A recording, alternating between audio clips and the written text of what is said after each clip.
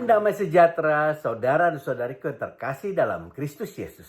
Desember lalu, kami merencanakan liburan bersama keluarga yang sebenarnya sudah kami rencanakan jauh-jauh hari supaya kami bisa mendapatkan tiket yang reasonable. Namun, seperti kita semua tahu, kita manusia hanya bisa merencanakan. Namun semuanya Tuhan pula yang menentukan. Tepat 2 hari sebelum keberangkatan, ternyata salah seorang putri kami mengalami demam tinggi hingga di atas 40 derajat Celcius. Sehingga ya tentu saja, seperti layaknya orang tua lain, kami langsung membawanya ke UGD dan ternyata dia kena demam berdarah. Yang kemudian direkomendasikan oleh dokter untuk melakukan rawat inap. Dan kami pun kaget dan kami menyampaikan rencana kami kepada dokter. Namun menurut dokter, itu akan sangat beresiko tinggi kalau kami tetap melanjutkan liburan sesuai rencana dan dokter menyarankan untuk keberangkatan diundur minimal 2 hari sampai kondisinya lebih baik dalam arti trombositnya naik.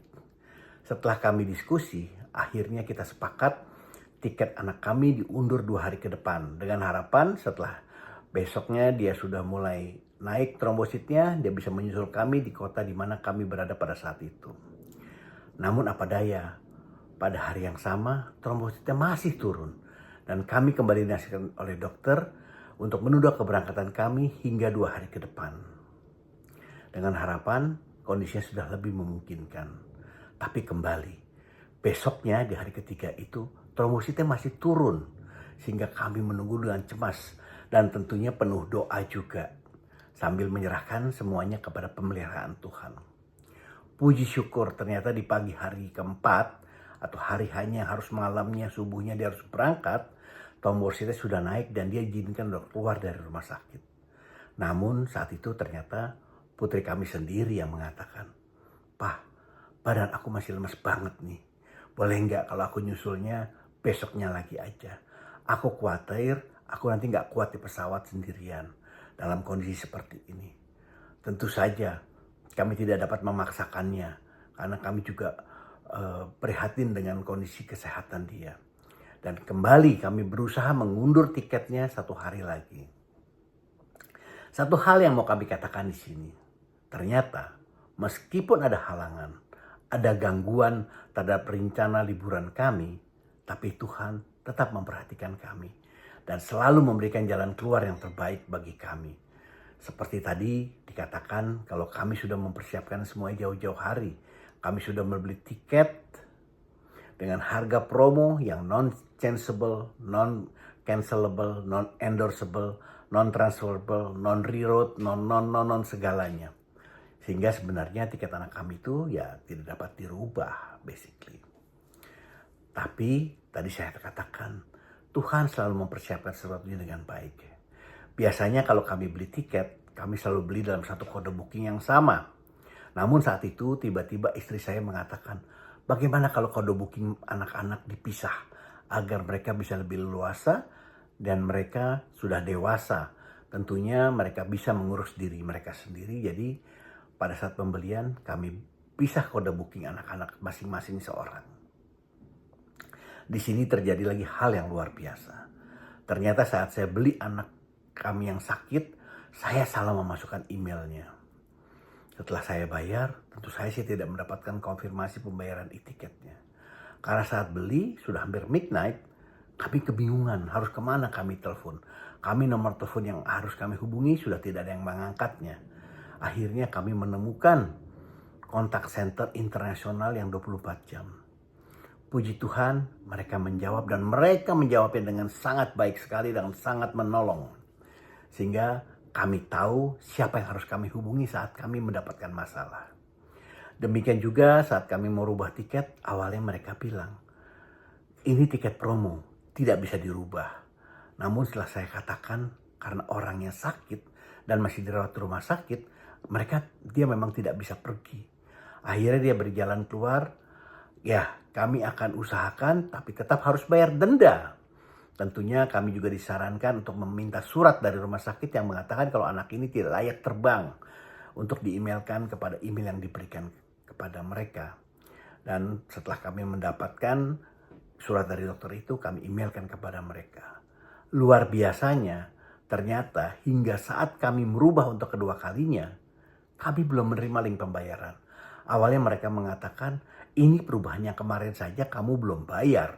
Kamu sudah merubah lagi. Sehingga saya sampaikan kalau saya belum menerima linknya, bagaimana saya bisa membayar. Dan setelah dia cek bilang, oh iya memang kami belum minta linknya. Karena kamu kan minta persetujuan untuk memperoleh keringanan pembayaran. Dia bilang begitu. Ya memang benar, saya bilang. Nah akhirnya setelah mereka cek lagi, oke, dia bilang dia bisa rubah dan dia berkatakan saya beruntung. Karena saya cuma akan didenda 1 kali saja. Yang pertama sudah di waive sama dia. Oke, jadi saya bilang oke, kami tunggu link pembayarannya. Ternyata sampai besoknya, pada waktu kami merubah ketiga kalinya, link pembayaran itu pun kami belum menerima. Sehingga waktu kami merubahnya, dia bilang sama kami, kamu harus ambil keputusan yang final dulu. Tidak bisa merubah-rubah setiap saat seperti ini. Harus ada penalti yang berkali-kali. Dia bilang. Dan akhirnya kami katakan, enggak, yang ketiga ini final. Jadi baru mereka mau merubahnya. Tapi tetap mereka bilang kamu harus bayar denda. Cuman instead of 3 kali denda, saya cuma bayar 1 kali denda. Namun gak berapa lama ternyata saya dapat email. Kalau ternyata permohonan keinginan persetujuan untuk keringanan biaya itu kami disetujui, di-approve. Sehingga kami tidak perlu membayar denda. Kami hanya membayar biaya administrasi saja senilai antara 50 sampai 60 ribu rupiah. Ya, hanya 50 sampai 60 ribu rupiah karena itu biaya administrasi. Saya berpikir, kenapa hal seperti ini bisa terjadi sebagai suatu kebetulan? Namun rasanya kita sebagai orang yang percaya, ini bukan kebetulan. Ini pertolongan Tuhan. Kenapa saat beli tiket, ibunya anak-anak tiba-tiba merasa ada baiknya kita bisa merubah kode booking, memisahkan kode booking yang sebelumnya bersama-sama menjadi masing-masing. Sehingga tentunya pada waktu merubah juga lebih mudah. Kalau enggak akan kesulitan. Dan saya rasa itu juga karena Roh Kudus yang menggerakkan ibunya anak-anak untuk mengusulkan seperti itu. Juga kenapa pada saat saya memasukkan alamat email yang saya sudah paham 100% kalau email dia apa. Kenapa saya bisa salah memasukkan email? Tentunya ini juga ada maksud tertentu yang saya tidak bisa katakan dengan pikiran yang sehat.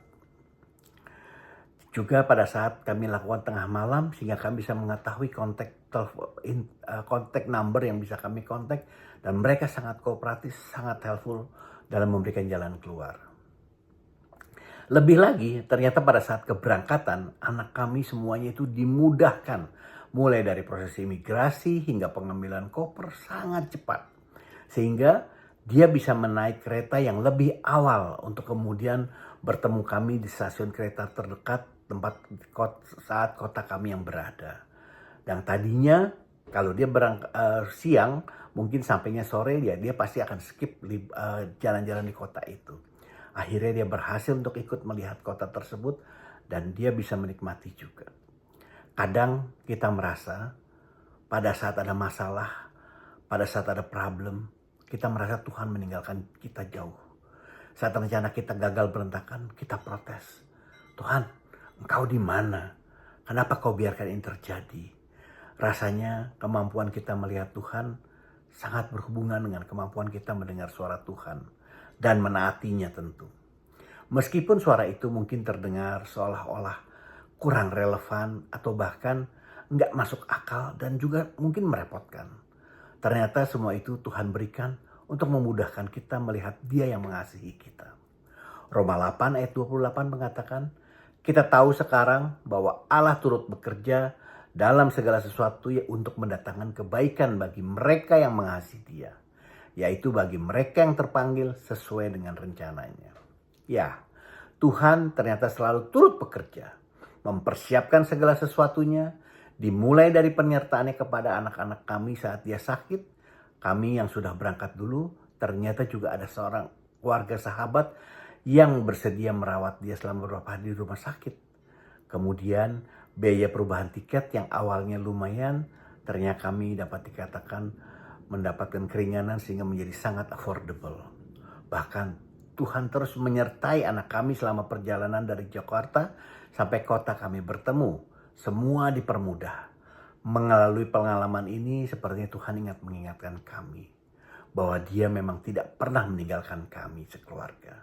Bahkan kami boleh melihat penyertaan-Nya yang luar biasa dan kasih-Nya yang sangat-sangat kami tidak bisa mengerti karena kasih Tuhan memang terlalu tinggi untuk kami. Bila ada masukan, mohon berikan komentar Anda. Jangan lupa di like dan subscribe. Juga di share agar kita dapat saling memberkati. Amin. Tuhan Yesus memberkati kita semua.